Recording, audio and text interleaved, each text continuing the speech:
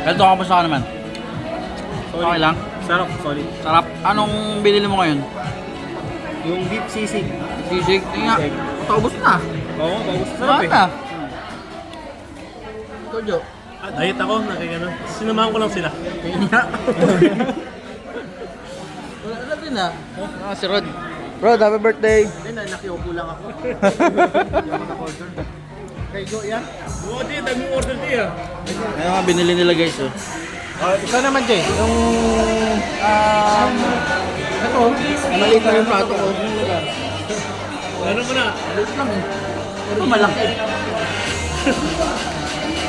Yan, malaki talaga, oh. Malaki. Dito kami guys sa ano sa Bacoleños.